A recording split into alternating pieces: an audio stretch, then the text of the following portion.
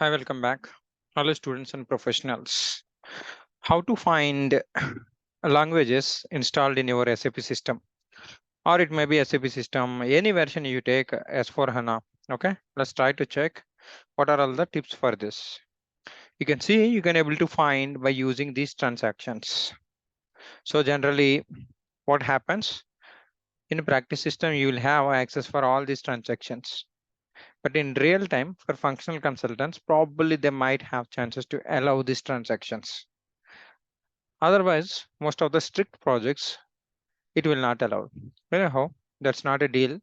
So let's try to check. One good thing I would like to tell. I'm holding around 3,000 plus students before going ahead for video. Now see this price, very cheap price. 80 hours course is available, 389. And this is for S4 HANA. If you are not yet introduced, you better get into this course. If you are not yet introduced for real time, getting right to functional specification with RISEF, better get into this. I have given two detailed examples. This is my top course pricing. You can see the ratings. Otherwise, it is out of 5 to 5. Okay. If you have doubts, stock transfers and intercompany sales. And yeah, so I'm just providing all these links. So different courses available. Let's try to enhance your knowledge. Let's do one thing. I'll open SAP and I will show you this one. So I think you can able to view my SAP screen, right? So let's go to the first transaction, SMLT, and after that T0002. Okay. So you can able to see all these languages, right?